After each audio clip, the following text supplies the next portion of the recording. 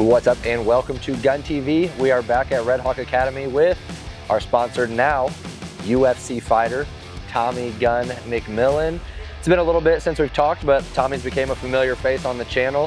We just want to bring him back on and talk a little bit about his amazing fight that hopefully every one of you guys watched, and then what's to come and what has changed since he went from being a professional fighter to now can take the title of UFC fighter, working his way to a UFC champion. So thank you for having us out again. As always, we always appreciate it. Today we watched a lot of your sparring. It's the first time I've actually got to see you do that. I watched through your whole fight camp last time, but watching you spar, sharp as ever. It's amazing to see.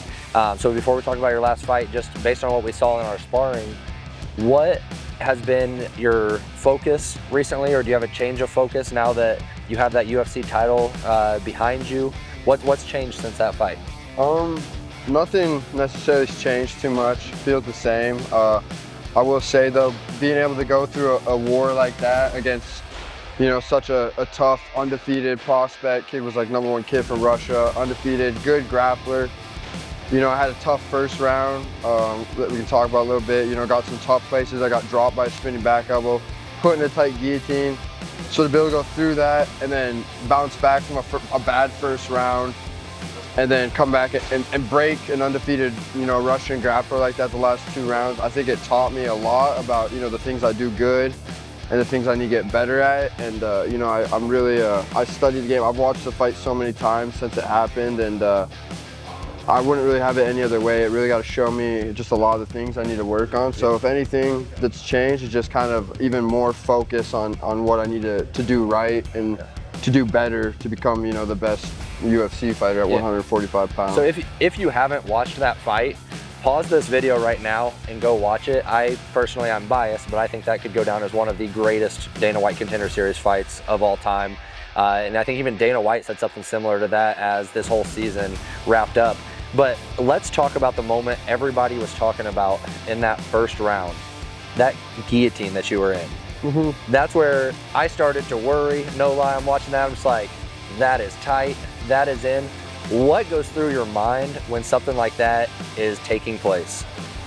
You know, kind of, when I was stuck in that position, I never really thought about tapping once. It was too much on the line for me to ever think about tapping. So I was just kind of trying to stay calm the whole time, find a way out. I realized I was in a super bad position. It kept getting worse. Like I got my arms stuck, and I knew I would never tap to a choke. So I was just trying to focus on keeping my breath calm so that like I didn't get, you know, get passed out, like go out. So I was just trying to stay calm. And kind of, it was really slow. I feel like kind of everything that I've worked towards and worked for kind of like literally like flashed before my eyes, just kind of like thinking about everything on the line. And I knew I had no option but to get out. You know, I would have tried to break my neck to get out before I tapped, and that's literally. A lot of people thought you might have. Yeah, no, I mean, I kind of thought I was gonna for a second, but I mean, I put too much on the line. I don't have a second, you know, backup plan. And so when you I didn't really give myself an option, if that makes sense, to tap. You know, like there's just, when you have the confidence I have, talk the way I do, build up fights the way I do, you know, you got to go out there and back it up. And that's what I did. I was willing to die about it. I wasn't going to go in there and, you know, just tap out. So I picture like those movie scenes, like whether it's a fighting scene or a basketball scene, like you get that flashback of just everything that you had that worked towards it. It was literally like that. It really slowed down. Like, and I just kind of thought about everything, and just like I could hear Tim's voice. And I just knew I had to get out, you know, so. And we were watching all this at Tommy's watch party. If you haven't watched that video, we posted a lot about that watch party. But the room was quiet there. But then we went in, you made it through the round, and even looked good towards the end of the first round, if I remember, like started getting your groove back. And it was funny, we were watching, that second round came, and dude, you just gave some kind of smirk or something. Some facial expression that you gave when you were out there in that second round. I looked at everybody, I looked at my wife, I was like, all right, here's easy money, now you're gonna kill the dude the rest of the time. And that's exactly what you did. It was kind of like the smirk of like, you know, if you go back and watch the fight, which you guys should, the first minute and a half, 2 minutes, I was beating him up. I stuffed 2 of his takedowns. I was a way better martial artist than him, and I could feel it in there, and I could already feel him fading and draining from 2 stuffed shots. And then about 2 minutes into the fight, I got clipped by a spinning back elbow, which kind of got him back in the fight. And then from there on out, the last 3 minutes, I was just rocked and wobbled when I ended up getting a bad guillotine. So kind of that smirk was me like knowing like, cause then I even got out of that deep guillotine, ended the round on top in a front headlock after he tried to take me down again. So I stopped another takedown. And that smirk was kind of just like, I knew he couldn't do anything to me. I was like, you just hit me with your best shit and you're fading already. And like I survived, so like now what? It was kind of just like, now we're about to have fun and like, I'm about to break this kid. I knew I was gonna break him and yeah, I broke him for sure. And we're gonna add some of those clips into this video as well. But you were definitely a story of you got better as the fight went on. And that just shows the preparation that you had leading into that fight, that you were ready for whatever came, you handled it. It was kind of funny because the whole fight camp, I was like, some of my posts I was making stuff, I was like basing like a Rocky movie. I was like, I'm going up against the undefeated Russian. I'm the American that's the underdog. I'm not supposed to win. This guy's coming up under all these rich guys, all this, you know, and I was supposed to win that fight. And it's funny because then it turns out being like, you know, I go out there, I get my ass kicked in the first round. It's like a Rocky story. I come back and I break him and I won. And I kind of looked like Rocky after the fight, so. Right. No, it was amazing to watch again. If you haven't seen it, you need to. But now it's been a couple months. I know you took, don't want to say time off. A fighter never takes time off, but you healed properly the right way, and now you're back at it. Is there anything planned as of right now, or anything that you can talk about? Yeah, well, you know, I'm kind of getting already into fight camp right now. A lot of people want to see me fight on the same card as my boy Suge at the end of January. And we thought about doing that, but me, Tim, and Suge all sat down and we're just like, we think it'd be smarter if I fight a couple weekends after him. That way Suge can be in my corner and Tim could really focus 100% on my debut while we're there. So I think you guys will probably see me in February. You know, that's what I'm looking forward to. I'm gonna do this whole fight camp with Suge, help him get ready, and then I'll go shortly after him. Awesome. What, if anything, has changed since you are now a UFC guy? I know with that title, you can start drawing even more attention. You rep your brand incredibly well, so you've already had a lot of attention heading into this. But now that you have that UFC behind you, what, if anything, has changed? Is there any new brands that have popped up that you're working with that you want to shout out? Yeah, actually, Kill Crew. Right here, I actually became the first ever athlete to sign with Kill Crew. They've never signed any deal with anyone. All their influencers have been like natural, where they just send them clothes and then they get like a percentage of like sales. So like they've never truly signed an athlete that they want to build with. And they came to my watch party, they saw my fight, and they truly believe in me and the Mafia and the vision, and they wanna take over the fight game with me. They truly think that, you know, they're gonna rock with me all the way to the end. And so I'm super excited about that. But yeah, in my day-to-day life and the way I think, nothing's changed. Like I feel like, because I kind of feel like I've always been living like I'm in the UFC and I'm that dude. Like that's just how I've always been. I just feel like that's just kind of been my destiny. And so in my eyes, nothing's really changed. I guess like a lot more people reach out, like give me like props like I haven't talked to in a long time. And so like, I guess in their eyes, it's like a really big deal. Right.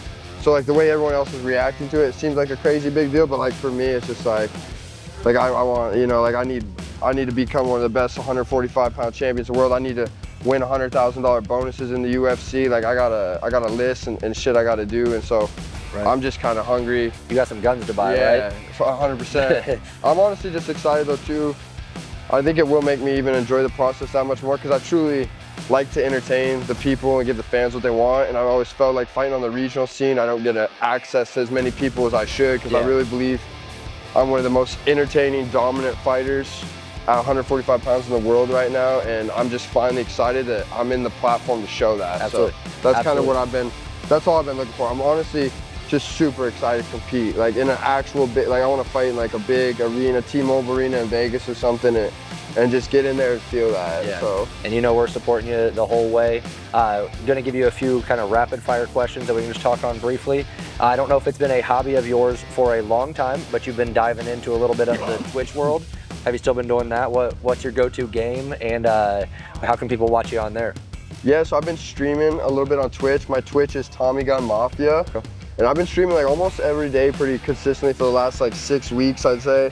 Play Call of Duty, is that what it is? Yeah, I play a lot of Call of Duty mainly, a little bit of Rocket League, a little bit of Arc Raiders, but mainly Call of Duty. And honestly, a lot of times I'll just sit there for a couple hours and just talk to my fans and hang out with them, listen to music, and just like kind of game plan stuff. Like we're doing this, I'm dropping some cards soon, some like individual cards that I'm signing that are all guns, Mafia themed, and my Twitch fam helped me come up with that idea, and they designed it all and sent it to me and stuff. So it's kind of been cool to build a little, like bigger and stronger community, even with the branding that I've done, and now to get to know all these people that have been buying my merch over the last few years and have been rocking with me. It's been a fun journey. So I've really been enjoying the Twitch streaming stuff, and I'm trying to invest in something to be able to do like in real life live streams, so where like I have somebody come into my practices and like follow me around. It's live the whole time, so I'm definitely looking forward to kind of keep building that avenue to connect with the fans. Yeah, I'm glad you mentioned the cards. A lot of people don't know I'm a big sports card collector as well,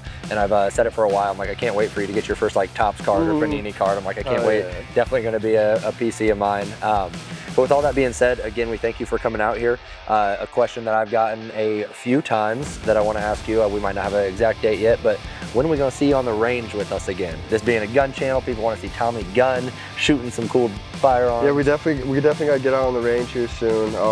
I've been so busy just being in the gym. When it's honestly, with as much as I have to accomplish, like I feel like I finally just got even, like, people feel like you think you get there and there's like weight lifted off your shoulders, you know? It's like the kind of kid I am, it's like I just look at more opportunity, more to do. So like I've been so just honestly consumed with everything, kind of with fighting and branding, but I do like shooting guns, and now that I'm gonna have some UFC checks rolling in soon, I definitely need to get back out there and kind of start shooting more to figure out what kind of gun I want to get. Awesome. And I'm sure everybody already knows, but if somebody is looking to follow you on Instagram, how can they find you? Yeah, I think Tommy Gun 145 on Instagram. And then also, Tommy has been at quite a few of our GunTv gun shows, and we are planning a big meet and greet, hopefully for December. We can work that out as well, but make sure you're swinging by all of our shows to see and meet Tommy personally. But until then, swing over to GunTVshows.com, check out our full schedule, make sure you're following Tommy and supporting him. It was amazing to see all of our Ride or Die people supporting him at that fight, and there's still so much more to come. So thank you for your time. Thank you for being a GunTv athlete, and let's keep riding this thing out. Thank you guys. Thanks for tuning in to the fight. If you haven't watched it, make sure you go watch it.